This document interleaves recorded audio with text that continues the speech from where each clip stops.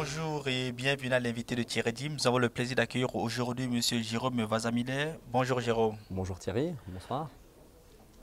Vous êtes membre de Innofuel. Innofuel, c'est comment booster l'innovation. Telle est la mission que vous vous êtes donnée. Est-ce que ce n'est pas être trop ambitieux? Exactement, donc je pense qu'il faut toujours une certaine goutte d'ambition dans sa potion. Et chez InnoFuel, c'est exactement ça, c'est Fueling Innovation, donc c'est comment vraiment booster l'innovation en regardant les différents acteurs de marché, que sont les grosses entreprises avec leurs besoins, les toutes petites entreprises et même les entrepreneurs encore en dehors du contexte d'une entreprise. Les 3 dernières années, la Suisse a été classée première en termes d'innovation. Qu'est-ce qui, selon vous, justifie ce succès? Donc je pense que c'est premièrement déjà un très beau succès qui met la Suisse en avant au niveau international. Et je pense que ce qui justifie cela, c'est plusieurs aspects. C'est non seulement les très grandes entreprises avec leur budget de recherche et développement tel que dans le secteur pharmaceutique.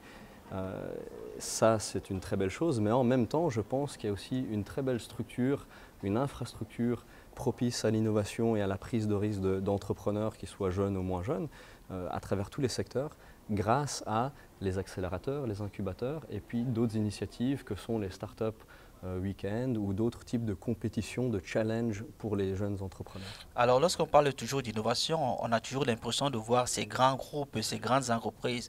On oublie souvent que l'innovation également commence aussi par ce petit garçon qui sort par exemple de l'université, qui a une belle petite idée.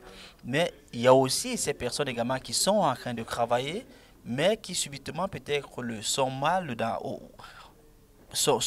dans leur poste de travail et souhaitent peut-être se lancer.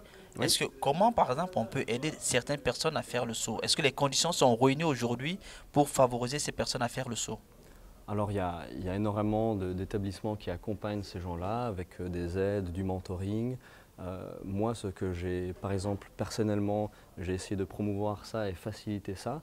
Et donc, on a créé un événement qui a lieu pendant un week-end, qui s'appelle donc le Startup Weekend à Genève, qui a lieu une fois ou deux dans l'année, ciblé sur les technologies financières.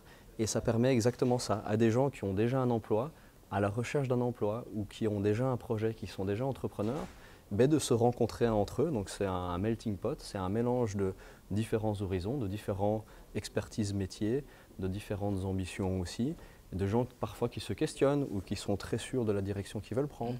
Ils se retrouvent tous ensemble, ils échangent pour essayer de découvrir quelles sont leurs complémentarités, leurs intérêts, et puis ils décident de se regrouper autour du dessin d'un produit, d'un service pendant un week-end. Alors, on sait quand même que le gros problème qu'on a souvent, c'est souvent en termes de financement. Mhm. Et cet été également, on a vu le Conseil fédéral lancer un fonds qui va justement dans ce sens-là. Est-ce que nous sommes dans la bonne direction? C'est une très belle direction que je soutiens et je pense que ça va amener énormément ici en Suisse. Mais est-ce que c'est assez?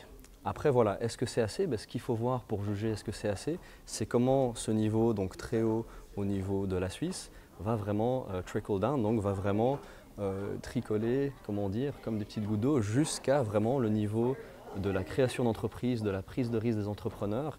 Est-ce que ça leur permet d'avoir accès aux outils, au financement? Parce que c'est quand même dans un pays qui n'a pas une base de coûts négligeable entre le logement, les assurances et les autres types de coûts de base, qui va leur permettre de prendre ce risque de se dire j'ai plus de revenus pendant un certain temps. Donc il faut vraiment, ça c'est un point qu'on observe quand même à mon échelle, qui bloque pas mal de gens à faire le pas de se lancer quand ils ont une belle idée, réuni une équipe, un projet. Donc je suis très positif sur ce type d'initiative. Il faut voir concrètement, matériellement, plus que dans tout ce qui est médiatisé autour de ça, comment, avec vraiment des études de cas et des gens qui viendraient devant vous et dire je me suis servi de ces fonds-là et ça m'a énormément aidé en complémentarité avec l'infrastructure existante. Merci Jérôme. Merci à vous. Quant à vous, nous vous donnons rendez-vous très prochainement avec un nouvel invité. Au revoir. Au revoir.